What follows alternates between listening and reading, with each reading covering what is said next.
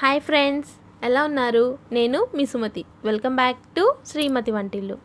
ఈరోజు మనం చాలా ఈజీగా చికెన్ కర్రీని ఎలా తయారు చేయాలో చూసేద్దాం.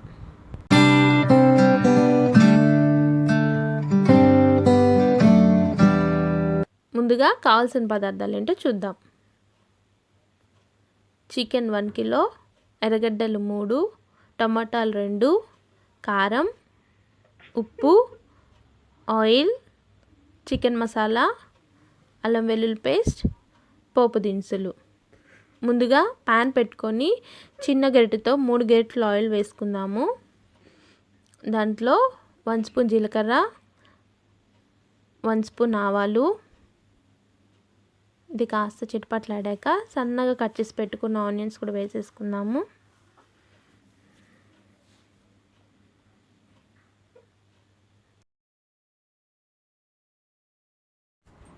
ఆనియన్స్ అంతా కూడా మనకి బాగా ఫ్రై అవ్వాలండి, మంచి బ్రౌన్ కలర్గా వచ్చేయాలి.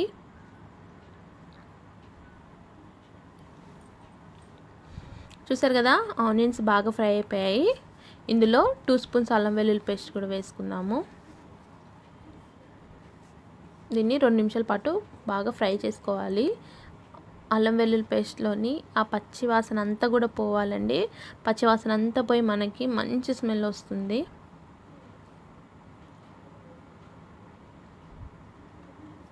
చూసారా, ఆనియన్స్ అల్లం వెల్లుల్లి పేస్ట్ అంతా కూడా బాగా ఫ్రై అయిపోయాయి. మంచి స్మెల్ వస్తుందండి నిజంగా. ఇప్పుడు ఇందులో సన్నగా కట్ చేసి పెట్టుకున్న టమాటాలు, అలాగే 2 స్పూన్లు ఉప్పు, 1 స్పూన్ పసుపు కూడా వేసుకొని మరోసారి అంతా బాగా కలిపేసుకుందాము.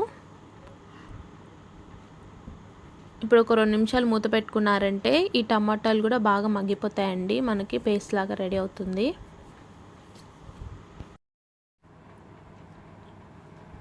చూసారు కదా, ఆనియన్స్ టమాటాలు అంతా కూడా బాగా మగ్గిపోయాయి. దీని అంతా కూడా ఒకసారి బాగా కలిపేసుకొని ముందుగా శుభ్రం చేసి పెట్టుకున్న చికెన్ కూడా వేసేసుకుందాము. నేనైతే 1 కేజీ చికెన్ తీసుకున్నానండి.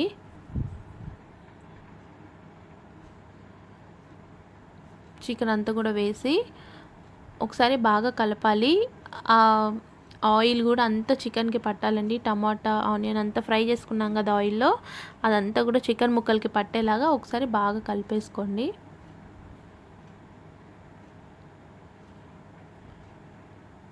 చూసారు కదా, నేను చూపిస్తున్న విధంగా ఇలాగా ఒకసారి బాగా కలిపేసుకొని మూత పెట్టేసుకున్నారంటే మీడియం ఫ్లేమ్లో ఒక 10 నిమిషాలు బాగా ఉడకబెట్టుకోవాలి.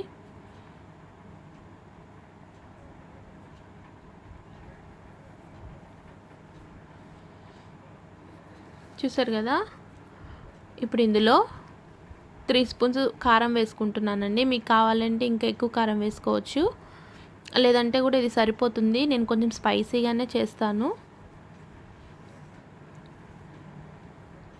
ఇదంతా కూడా బాగా కలిపేసుకొని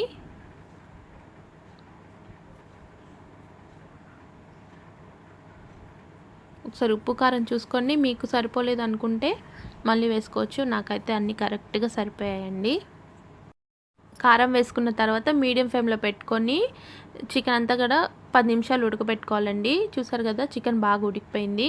ఇందులో చివరిగా చికెన్ మసాలా వేసుకుంటున్నాను. 3 స్పూన్స్ చికెన్ మసాలా వేసుకుంటున్నాను.